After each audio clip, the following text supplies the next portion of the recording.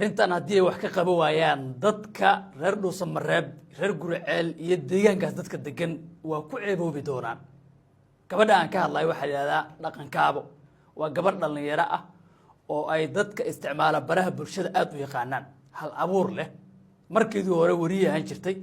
laakiin waa ka baxda magaaladan waxay tagtay meel baadiye ah oo dad ku nooleen haddii ku nool yihiin dad tirsama ah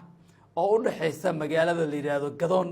iyo Dhuusamareeb caasimadda maamul Galmudug deegaan tuulaha oo dhaxeeyo ayay tagtay muddo halkaas ku nooleed beeray ka samaysay oo greenhouse ka beeraan la yiraahdo oo jeedin waxay ka samaysay warshad waxay soo saartaa timaha saliid la marsado oo dhaqankaaba la yiraahdo Soomaaliya meel aysan ku oolin ma jirto dhulka Soomaalida oo dhan weeye ayay ku yaalaan Hargeysa Gaalkacyo Boosaaso magaalada la yiraahdo Garowe Muqdisho Kismaayo magaalooyin badan oo Soomaaliya ay ku taalaan ee u iibgeysa macna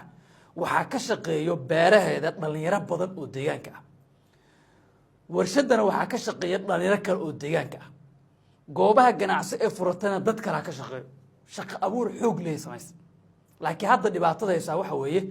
deegaankan beeraha ay ka sameysay dhibaato wixii ku qabtay biyaha meel 20 kilomitir ilaa 25 kilomitir ayay booyad uga soo dhaamaysaa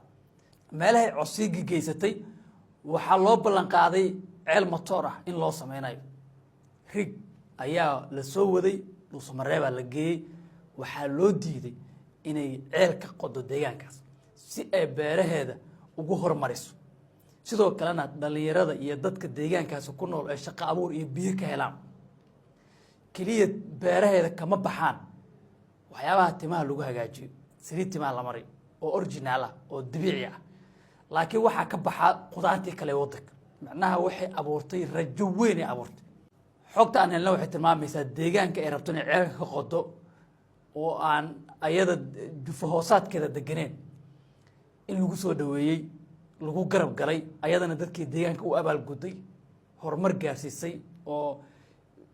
beera u tacabtay oo shaqo abuur u sameysay oo qudaar u soo saartay oo wax kasta hay macnaha noloshooda meel fiican ay gaarsiisay in haddana ay siiyeen dhul ceel ay ka qodo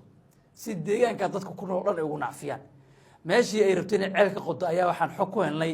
isla qof kale oo dadka deegaanka ah laakiin dhulkaas marka hore aanan faa'iido ugu jirin oo aan tacaban jirin inuu u diiday inuu halkaas ceel ay ka qodo wuxuu yiri ana beer ka sameysanayo juuq uma aysan dhinayada ayada kama aysan hadlin laakiin isla deegaankaas dadka deganaa ayaa ninkan ayagana ku qabso oo